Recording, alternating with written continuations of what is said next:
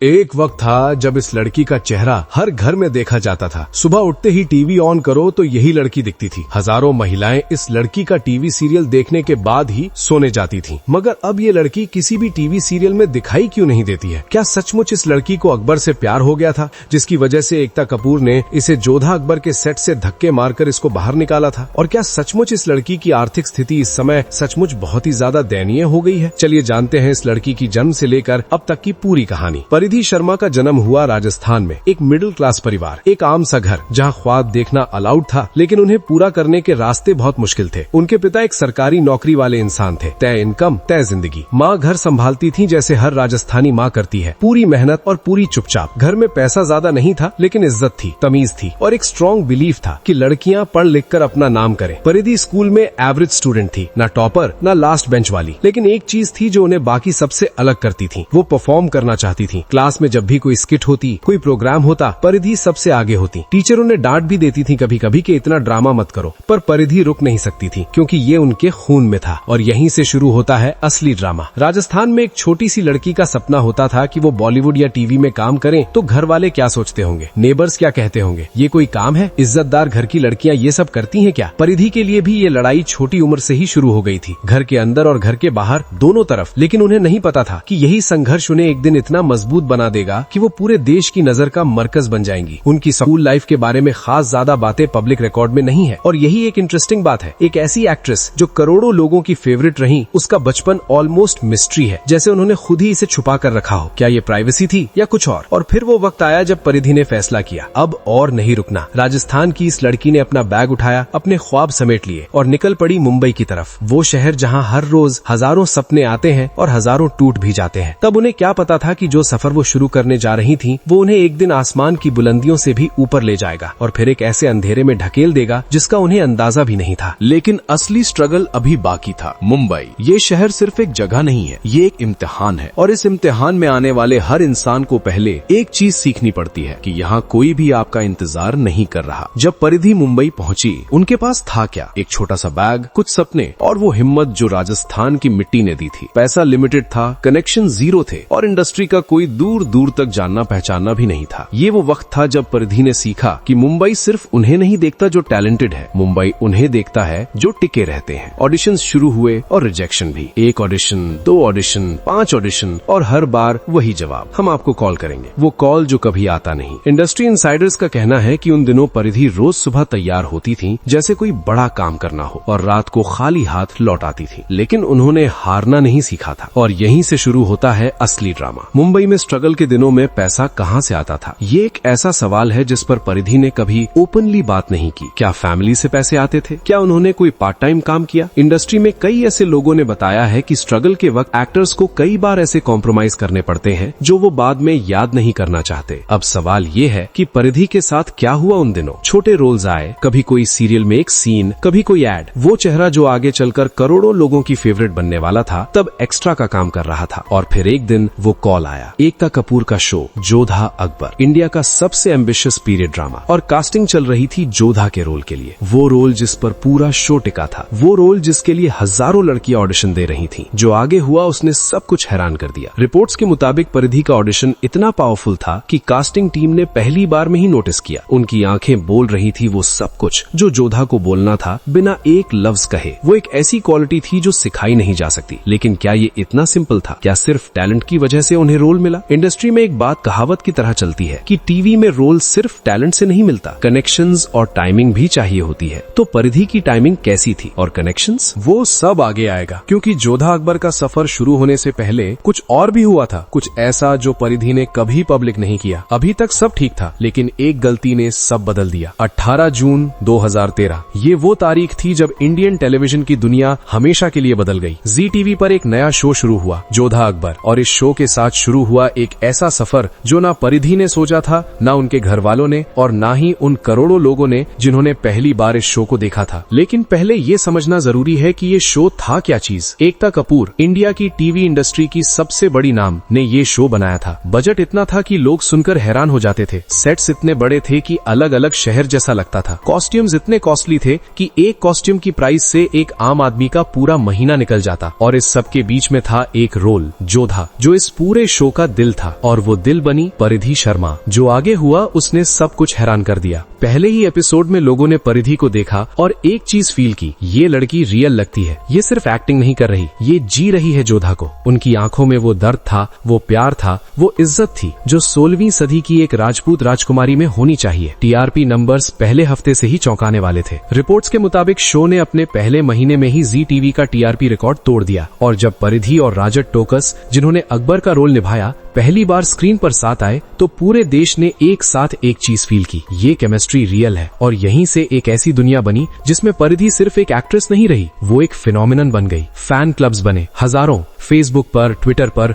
जहां भी social media था वहां परिधि थी। लोग उन्हें रियल जोधा मानते थे। कोई उन्हें मार्केट में देख लेता तो रोना शुरू कर देता, कोई एयरपोर्ट पर मिलता तो जोधा अम्मा बोल के पांव छू लेता। एक वक्त था जब परिधि को हर एपिसोड के लिए इतना मिलता था कि राजस्थान का उनका पूरा घर उस एक एपिसोड की कमाई से चल जाता। उनकी लाइफस्टाइल बदली, घर बदला, कपड़े बदले और दुनिया की नजर में उनकी पहचान बदली। लेकिन क्या अंदर से भी सब बदला था? इंडस्ट्री इनसाइडर्स का कहना है कि सेट्स पर परिधि बहुत प्रोफेशनल थी, टाइम पर आती थी, डायलॉग याद करके आती थी और एक बार में सीन परफेक्ट करती थी। डायरेक्टर्स उन्हें पसंद करते थे, जूनियर आर्टिस्ट उनसे सीखते और प्रोड्यूसर्स खुश थे क्योंकि टीआरपी आसमान छू रहा था। लेकिन, और यही वो लेकिन है जो सब कुछ बदल देता है। सेट्स पर कुछ और भी हो रहा था, कुछ ऐसा जिसे कैमरास नहीं पकड़ पाते थे, कुछ ऐसा जो सिर्फ वो लोग जानते थे जो सेट्स पर होते थे। Makeup artists, spot boys, assistant directors, वो लोग जो सब कुछ देखते हैं पर कुछ नहीं बोलते। एक फैसला जिसने जिंदगी हमेशा के लिए बदल दी। परिधि का ये गोल्डन पीरियड सिर्फ 2 साल चला, 2013 से 2015, 730 दिन। और इन 730 दिनों में उन्होंने जो कुछ बनाया वो एक ऐसी नींव थी जिस पर उनका पूरा करियर खड़ा था। पर नींव जितनी गहरी होती है, जब हिलती है तो उतना ही ज्यादा टूटती है और परिधि की नींव हिलने वाली थी। पर अभी एक और बात बाकी है सेक्शन 3 में, और वो है उनका को स्टार रजत टोकस के साथ का रिश्ता। वो रिश्ता जिस पर पूरी दुनिया की नजर थी, वो रिश्ता जिस पर करोड़ों लोगों ने सपने देखे और वो रिश्ता जिसके बारे में इंडस्ट्री में एक अलग ही कहानी थी। क्या आप जानते हैं कि सेट्स पर परिधि और रजत के बीच क्या चल रहा था? तो आते हैं सेक्शन 4 पर, जो है इस पूरी बायोग्राफी का सबसे एक्सप्लोसिव हिस्सा। अब आता है कहानी का सबसे बड़ा सच, वो चीज जो फैंस के दिल में एक सवाल की तरह थी लेकिन कोई सीधा पूछता नहीं था, वो चीज जो इंडस्ट्री में सब जानते थे लेकिन कैमरा के सामने कोई बोलने की हिम्मत नहीं करता था। परिधि शर्मा और रजत टोकस, जोधा और अकबर का रिश्ता सिर्फ स्क्रीन तक था या कुछ और भी था? पहले समझो कि ये सवाल क्यों इतना इम्पोर्टेंट है। जब दो लोग 2 साल तक एक साथ काम करते हैं, रोज सुबह मेकअप रूम में, रोज घंटों तक सेट्स पर, रोज एक दूसरे के साथ इंटेंस इमोशनल सीन्स, तो कुछ तो होता है, या तो नफरत होती है या दोस्ती या कुछ और परिधि और रजत के बीच जो था वो दोस्ती से ज्यादा लगता था, बहुत ज्यादा। इंडस्ट्री इनसाइडर्स का कहना है कि सेट्स पर दोनों की केमिस्ट्री सिर्फ रिहर्सल तक नहीं रहती थी, लंच ब्रेक्स में साथ, वैनिटी वैन के बाहर घंटों बाद एक दूसरे के लिए वेट करना जब कोई सीन हो, ये सब सिर्फ प्रोफेशनल नहीं लगता था। और यहीं से शुरू होता है असली ड्रामा। फैन क्लब्स ने नोटिस किया, सोशल मीडिया पर स्क्रीनशॉट्स आने लगे, एक फोटो यहाँ, एक कमेंट वहाँ, फैंस एक एक चीज पकड़ लेते हैं और उन्होंने पकड़ी। रजत टोकस उस वक्त सिंगल नहीं थे, ये बात पब्लिक रिकॉर्ड में है। उनकी पर्सनल जिंदगी में पहले से कोई था, तो अगर परिधि व रजत के बीच कुछ था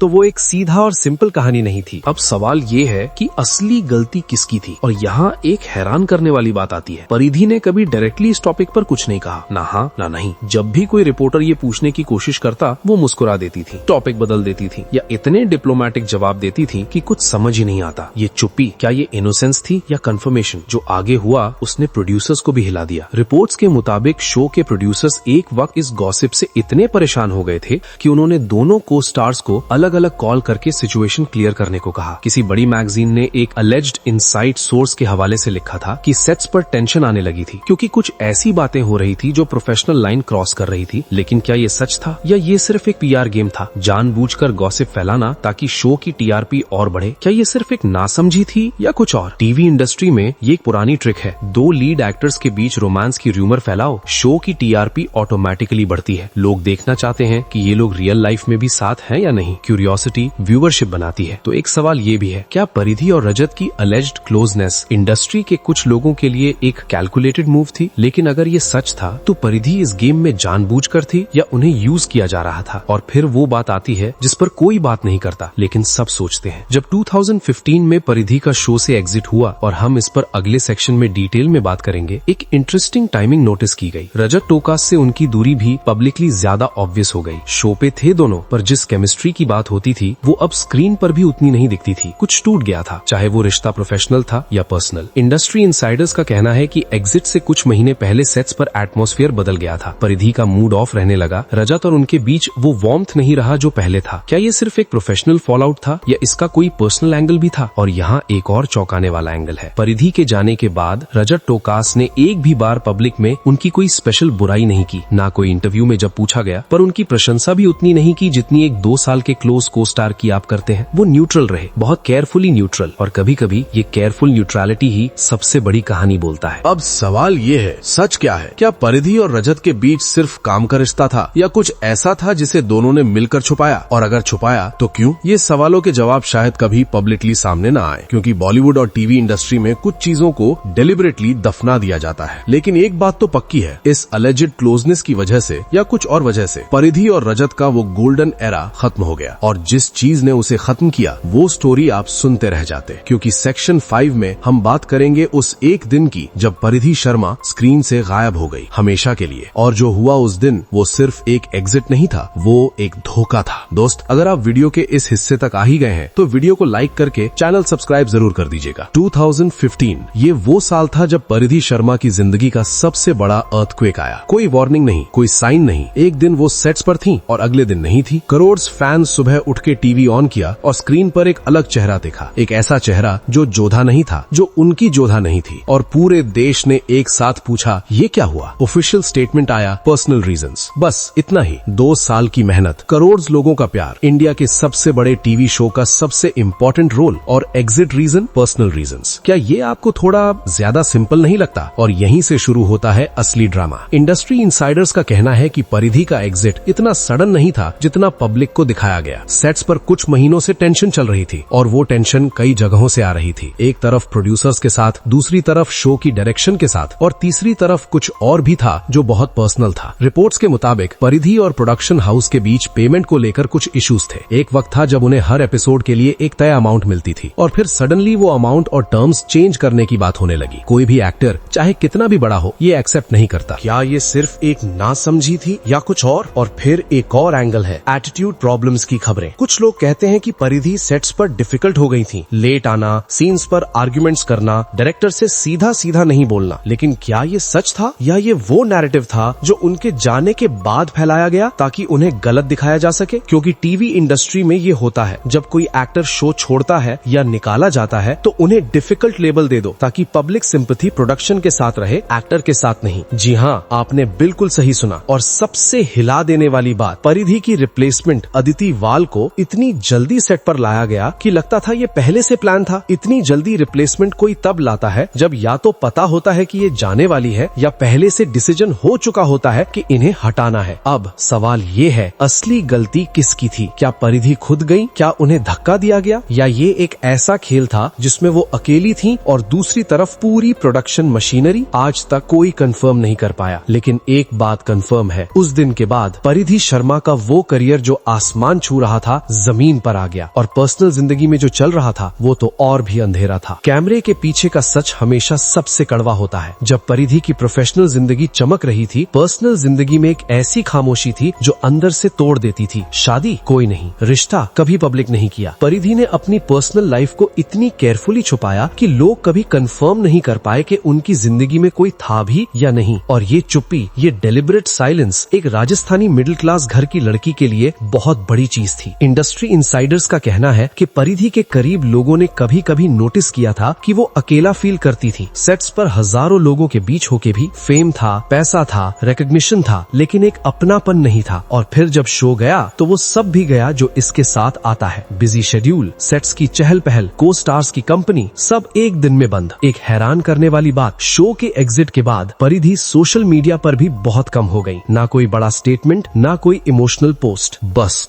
गुम। क्या ये स्ट्रेंथ थी कि वो चुपचाप टूटी और चुपचाप खड़ी हो गई, या ये वो दर्द था जो दिखाने लायक भी नहीं लगता था खुद को? राजस्थान की एक लड़की जो मुंबई की अंधेरी गलियों से निकल के पूरे देश की जोधा बनी, अब फिर से अकेली थी। उन्हें नहीं पता था कि यही मोमेंट एक दिन उनकी जिंदगी का सबसे मुश्किल चैप्टर बन जाएगा, और आगे जो हुआ वो और भी चौंकाने वाला था। टीवी इंडस्ट्री बाहर से चमकती हुई अंदर से कितनी अंधेरी है, ये वो लोग जानते हैं जो इसके अंदर रहे हैं। परिधि शर्मा भी जानती थी। इंडस्ट्री इनसाइडर्स का कहना है कि एक वक्त ऐसा आया जब परिधि को कुछ ऐसा फेस करना पड़ा जो कोई भी एक्ट्रेस अपनी जिंदगी में फेस नहीं करना चाहती। ऐसे ऑफर्स जो सिर्फ काम के नहीं थे, ऐसे लोग जो पावर में थे और उस पावर का गलत इस्तेमाल करते थे। क्या ये सिर्फ एक नासमझी थी या कुछ और? मी टू का जमाना जब आया 2018 में, तब इंडस्ट्री की कई बड़ी एक्ट्रेसेस ने अपनी कहानियां शेयर की। परिधि उस वक्त कहां थी? उन्होंने कुछ नहीं बोला, न सपोर्ट में न खिलाफ में, वो चुप रही। और कभी कभी ये चुप्पी ही सबसे बड़ी कहानी होती है। क्या परिधि ने कुछ ऐसा देखा, भोगा या सफर किया जो उन्होंने पब्लिकली बोलने से डर के रोक लिया? आज भी कोई कंफर्म नहीं कर सकता, लेकिन जो लोग इंडस्ट्री के अंदर थे वो जानते हैं कि परिधि का एग्जिट सिर्फ पर्सनल रीजंस नहीं था, और फिर जो हुआ उसने सबको सोच में डाल दिया। जोधा अकबर के बाद परिधि ने कुछ प्रोजेक्ट्स किए, लेकिन कोई भी वो आग नहीं पकड़ पाया जो जोधा ने पकड़ी थी। कुछ छोटे रोल्स, कुछ नाटक, कुछ अपीयरेंसेस। रिपोर्ट्स के मुताबिक उन्होंने कई शोज के लिए ऑडिशंस दिए, लेकिन हर जगह एक ही जवाब मिला, आप बहुत स्ट्रांगली जोधा से एसोसिएट है। ये कॉम्प्लीमेंट था जो कर्स बन गया था। ये टीवी इंडस्ट्री का सबसे बड़ा ट्रैप है, जब एक रोल इतना बड़ा हो जाता है कि एक्टर खुद छोटा लगने लगता है उसके सामने। ओटीटी का जमाना आया, नेटफ्लिक्स, अमेजॉन, डिज्नी प्लस, नई दुनिया, नई अपॉर्चुनिटीज, नए फेसेस, और परिधि का नाम वो लिस्ट में नहीं था। क्या उन्होंने ट्राई नहीं किया, या इंडस्ट्री ने डेलिबरेटली उन्हें इग्नोर किया? और यही वो सवाल है जिसका जवाब आज तक नहीं मिला। और फिर वो चीज आती है जो सबसे ज्यादा दर्द देती है, फैंस। वो करोड़ लोग जिन्होंने परिधि के लिए आंसू बहाए, वो भी धीरे धीरे आगे बढ़ गए। नई शोज, नई एक्ट्रेसेस, नई जोधाएं। ये फेम की सबसे कड़वी सच है, वो टेम्पररी होता है हमेशा। अब आता है वो हिस्सा जिस पर कोई बात नहीं करता, पैसा। टीवी इंडस्ट्री में एक छुपा हुआ सच है, एक्टर्स को जो दिखता है वो मिलता नहीं, और जो मिलता है वो भी कभी कभी रोक लिया जाता है। इंडस्ट्री इनसाइडर्स का कहना है कि परिधि के एग्जिट के वक्त उनके और प्रोडक्शन हाउस के बीच पेमेंट्स को लेकर एक बड़ा झगड़ा था। एग्जैक्ट अमाउंट पब्लिक रिकॉर्ड में नहीं है, लेकिन सोर्सेज कहते हैं कि ये अमाउंट लैक्स में था। एक वक्त था जब परिधि हर एपिसोड के लिए एक बड़ी रकम कमाती थी, और फिर अचानक नहीं काम, नहीं पैसा, नहीं सिक्योरिटी।